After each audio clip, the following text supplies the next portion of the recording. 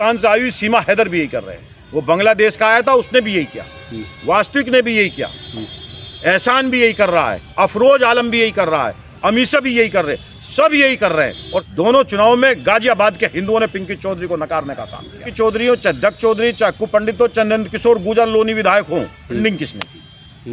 इनको छुपाया किसने? ये जांच के दायरे में होता है पुलिस के। जघन्य हत्यारे को, हिंदू बच्चे के हत्यारे को महिमा मंडन करने वाला अपराधी कि सलीम वास्तिक को एक्स मुस्लिम, ना तो वो हिंदू था ना मुसलमान था, वो कोर रूप से बड़ा जघन्य अपराधी था।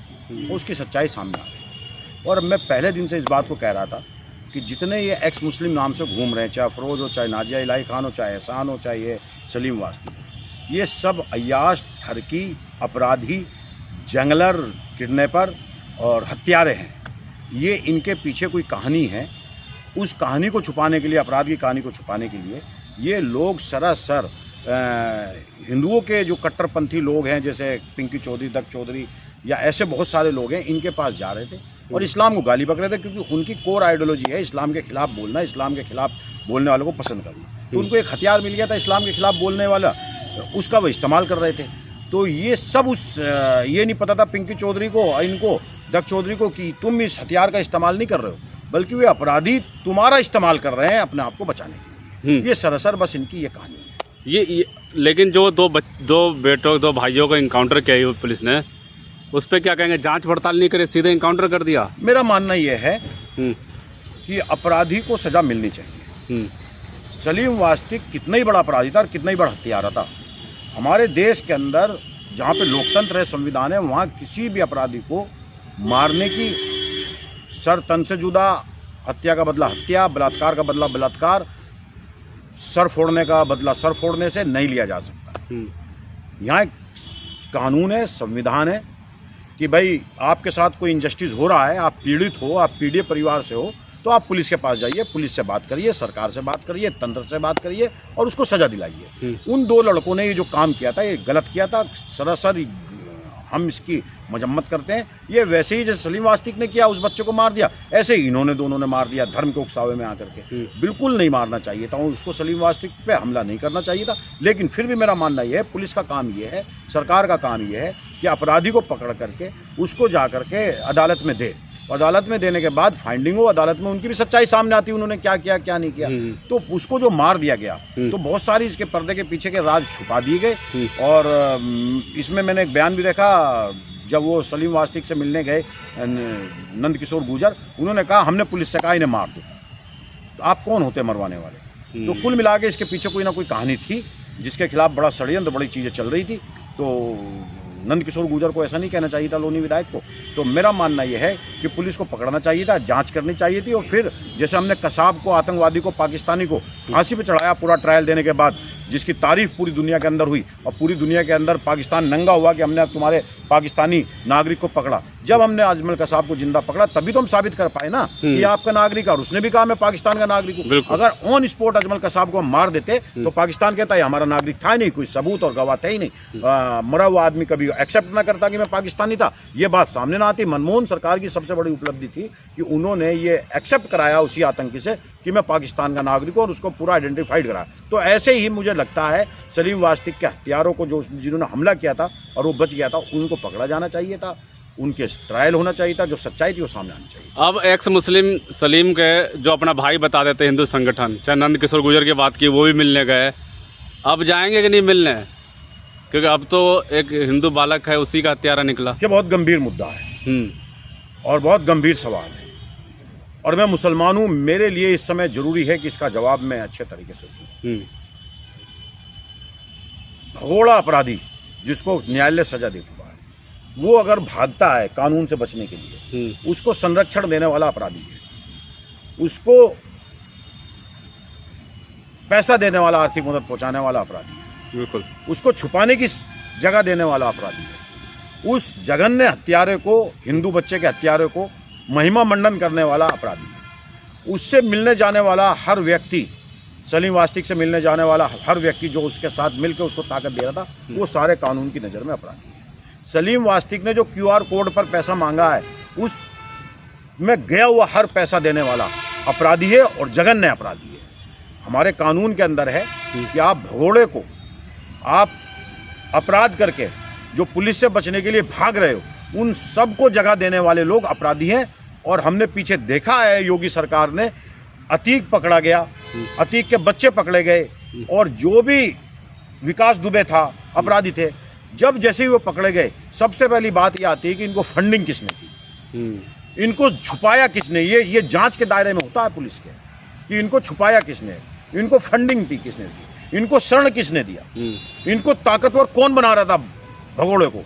ये सारा जांच का विषय है। मेरी मांग है पुलिस कमिश्नर ऑफ गाजियाबाद से, मेरी मांग है इस प्रदेश के डायरेक्टर जनरल ऑफ पुलिस से, डीजीपी से, जो पुलिस का मुखिया होता है, मेरी मांग है योगी सरकार से, सलीम वास्तिक जो हिंदू बच्चे का हत्यारा था, उसको शरण देने वाला, उसको क्यूआर कोड में पैसे देने वाला, उसके साथ मिलने जाने वाले, चाहे वो पिंकी चौधरी हो, चाहे दक्ष चौधरी, चाहे अक्कू पंडित हो, चाहे नंद किशोर गुर्जर लोनी विधायक हो, इन सब की जांच होनी चाहिए और इन पर मुकदमा कायम करके इन सबको जेल में डाला रहना चाहिए। कि इस योगी की सरकार में, इस मोदी जी की सरकार में, आप एक हिंदू बच्चे के हत्यारों को, जिसने किडनैपिंग की है और उसको 30,000 के लिए, और उसके माँ बाप 30,000 इकट्ठा कर रहे हैं और उससे पहले उसे मार दिया, गला रेत करके, गला दबा करके मार दिया, उसके हत्यारे को संरक्षण देने वाले हर व्यक्ति के खिलाफ जांच होनी चाहिए, उनको जेल में डाला जाना चाहिए, मेरी मांग है। आज के टाइम में अपराध करके मुस्लिमों को गाली दीजिए तो क्या अपराधी छुप सकते हैं? क्योंकि बांग्लादेशी भी इसी तरह देखा गया, जो क्रिसमस डे पे बहुत गाली बक रहे थे ईसाइयों को। जुनेद भाई, ये सारा ही मुद्दा बहुत गंभीर है देश की सुरक्षा के लिए। मतलब आपके दिमाग में मुस्लिमों का इतना बड़ा विरोध और इतनी दुश्मनी पल गई है कि जो मुस्लिमों को गाली देगा आप उसको गले लगा लेंगे, चाहे वो हत्यारा हो, चाहे वो अय्याश ठरकी नाजिया इलाही खान हो, चाहे वो एहसान अफरोज हो, चाहे वो सत्यनिष्ठ पंडित जी जो आया हुआ था बांग्लादेश से वो हो। आप देश के किसी भी दुश्मन को गले लगा लेंगे, आप उसके बारे में इंक्वायरी नहीं करेंगे। मतलब मुसलमानों को गाली बको, और ये जो कट्टरपंथी घूम रहे हैं इस गाजियाबाद के अंदर या एनसीआर के अंदर, या सरकार जिन्हें संरक्षण दे रही है, उनके बगल में आगे खड़े हो जाओ, फेसबुक के व्यूज लो, लाइक्स लो, कमेंट्स लो और पैसा कमाओ, और भाड़ में गया सब मोरल ड्यूटी सबकी, देश प्रेम भाड़ में गया है। जितने ये लोग हैं, मैं फिर कह रहा हूँ आपसे, एक बाबा आया था तिलक लगा करके और जय श्री राम और ये और वो, और पता नहीं उसने क्या क्या किया, और लोगों ने उसको कहला मैं मुसलमान हूँ, कुरान अल्लाह की किताब नहीं है, पैगंबर नहीं है, बस इतना कहते ही उन्होंने उसको गले लगा लिया। आज वो कहाँ है? नंद किशोर गुर्जर से पूछता हूँ मैं, अक्कू पंडित से पूछता हूँ, दक्ष चौधरी से पूछता हूँ, कहाँ है वो? बताओ कहाँ है? आज वो भारत की जेल में है, और उसके बारे में पता चल रहा है वो बांग्लादेश से आया हुआ एक कट्टर जिहादी मानसिकता का व्यक्ति था, जो आपके इमोशन से खेल करके आपके देश, आपके हिंदू धर्म जो सनातन का एक आपका इमोशन है, आस्था है, उससे खेल करके आपके बगल में खड़ा हो गया। कहाँ है वो? आज सलीम वास्तिक जिसको ये बता रहे थे कि महादेव का आशीर्वाद है, नंद किशोर गुर्जर कह रहे थे, और ये कह रहे थे कि आप देश की धरोहर हो और आपको ईश्वर ने बचाया कुछ काम करने के लिए। मैं नंद किशोर गुर्जर से कहता हूँ, मैं दक्ष चौधरी से कहता हूँ, पिंकी चौधरी से कहता हूँ, अक्कू पंडित से कहता हूँ, यति महाराज से कहता हूँ, हाँ ईश्वर ने उसे बचाया था। वो 2 लोग उसे मारने आए थे, उनसे बचाया था ईश्वर ने, इसलिए बचाया था, बाबा महादेव ने इसलिए बचाया था कि उस हत्यारे हिंदू बालक की हत्या करने वाले सलीम वास्तिक की सच्चाई उन्हें सामने लानी थी, सबके सामने। अगर वो उस दिन मर गए होते, आज उसकी सच्चाई सामने ना आती, और राष्ट्रभक्त और देशभक्त और पता नहीं क्रांतिकारी और क्या करके इसका ये जो है महिमा मंडन करते। लेकिन उनकी सच्चाई आने के बाद इनके चेहरे लटक गए। इन्हें डूब मरना चाहिए इन जैसों को, कि आप किसी के भी साथ खड़े हो जाओगे। नाजिया इलाही खान 2019 में एक आदमी के साथ चीटिंग की, उससे तलाक के बहाने से पैसे लिए, और उसके बाद उसका सारा पैसा डकाल गई, और क्या हुआ? 420 का मुकदमा कलकत्ता हाई कोर्ट में पेश हुआ, 116/2020। उसके बाद उसने अंतरिम जमानत मांगी, जज ने डिसीजन दिया, आपके अपराध इतने जघन्य हैं और आपके खिलाफ इतने सबूत है कि आपको अग्रिम जमानत नहीं दी सकती, जेल जाओ, जेल जा करके जमानत पे बाहर है। अब बाहर आते अय्याश ठरकी 3 आदमी, पंडित पुनीत वशिष्ठ ने बताया है शादी से पहले 2 महीने बेड पर रंग लिए, बेड भी दिखाया उसने तो सबूत के तौर पे, अपना बदन दबवाया और ये बताया कि मेरा हालत खराब कर दी, दिन रात उसे मर्द चाहिए। आप मतलब मुस्लिमों से आ गए सीधा और महिमा मंडन करके सनातनी शेरनी बना के खड़ा कर दी, जितने हैं ये। और अभी तो अफरोज की एक वीडियो देख रहा था, बिजनौर से एक्स मुस्लिम पद यात्रा निकाल रहे थे, वो भी डरा हुआ, वो कह रहा हो सकता है मुझे भी कल को षड्यंत्र के तहत फंसा ले।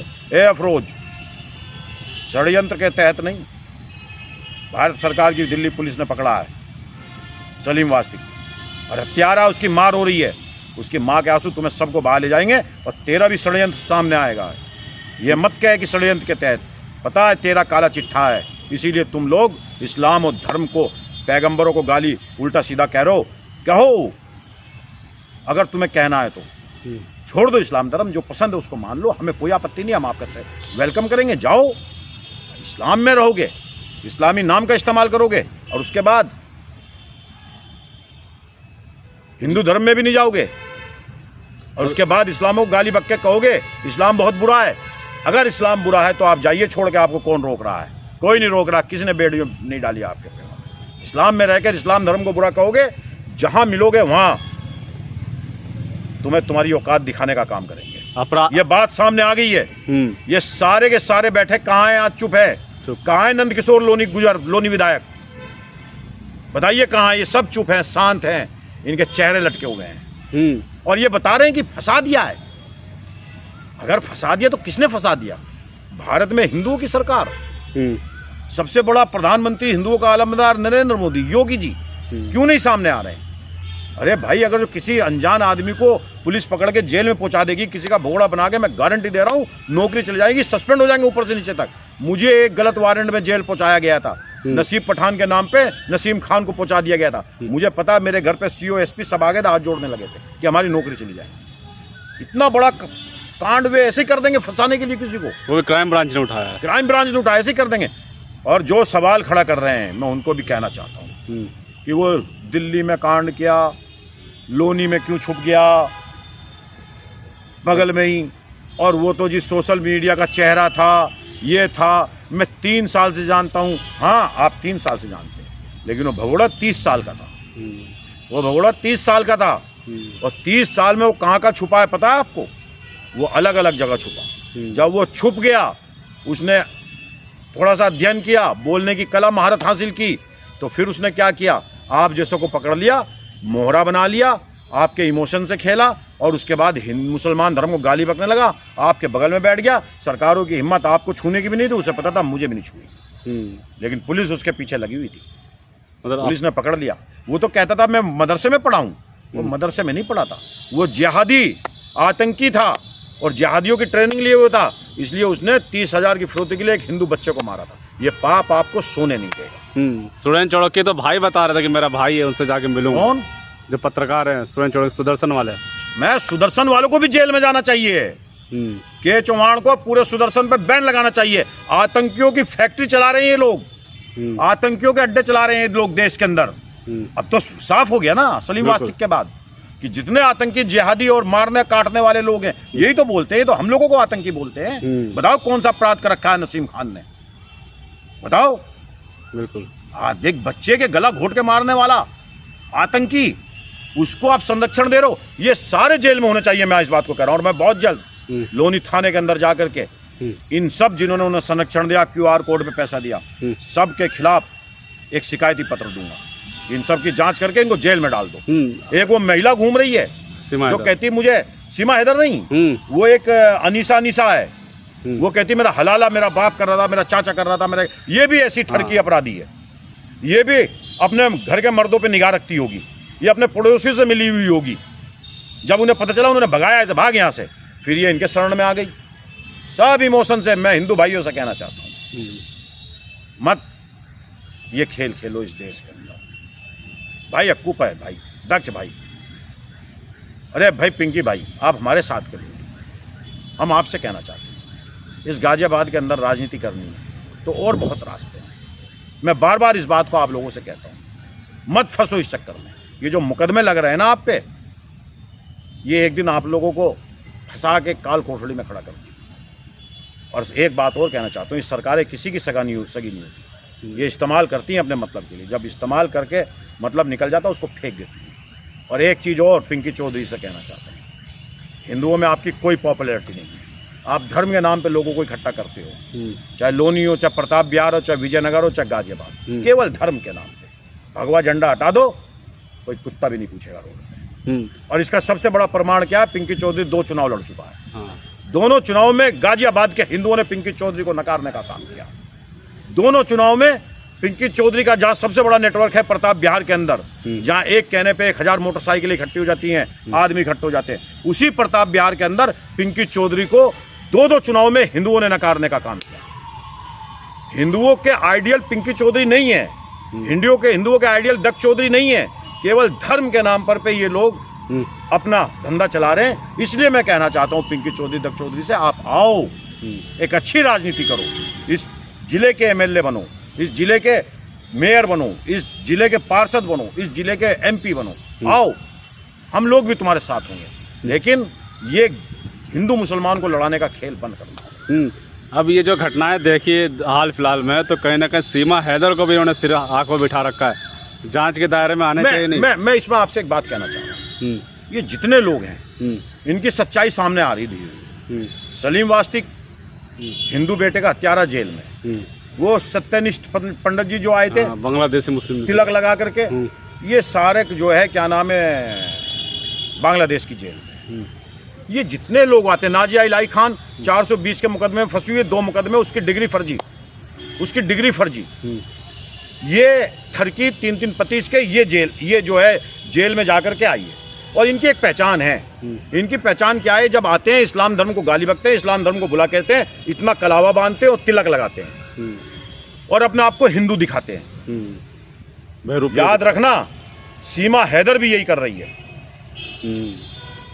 पाकिस्तान से आई हुई सीमा हैदर भी यही कर रहे हैं। वो बांग्लादेश का आया था, उसने भी यही किया, वास्तविक ने भी यही किया, एहसान भी यही कर रहा है, अफरोज आलम भी यही कर रहा है, अमीशा भी यही कर रहे हैं, सब यही कर रहे हैं, और सीमा हैदर भी यही कर रही है। इसलिए जांच एजेंसियों को कहना चाहते हैं, जांच की जरूरत नहीं है, सीमा हैदर को पकड़ करके जेल में डाल दो, तिहाड़ में तुरंत, बाद में बहुत नुकसान हो पड़ेगा। भाई ये थोड़ी कहेंगे कि हम पाकिस्तान से हैं, हमें राम बुरे लगते हैं, अल्लाह अच्छे लगते हैं, पैगंबर अच्छे लगते हैं, ये थोड़ी कहेंगे। ये तो ये कहेंगे सबसे खराब दुनिया के अंदर अगर कहीं सिस्टम है तो इस्लाम के अंदर है, हम उसे छोड़ करके आए। सबसे खराब अगर जो कोई कानून है तो वो इस्लाम का है, हम उसे छोड़ के आए। सबसे अच्छा अगर जो कोई देवी देवता है राम है, सबसे अच्छा कोई धर्म है हिंदुत्व है, सबसे अच्छा कहीं सिस्टम है तो भारत में, तभी तो ये अपने काम में लगेंगे। यही तो सच्चाई आ रही है। इसलिए सीमा हैदर को पकड़ करके तुरंत जेल में डालना चाहिए, जांच नहीं करनी चाहिए, तुरंत जेल में डाल दें।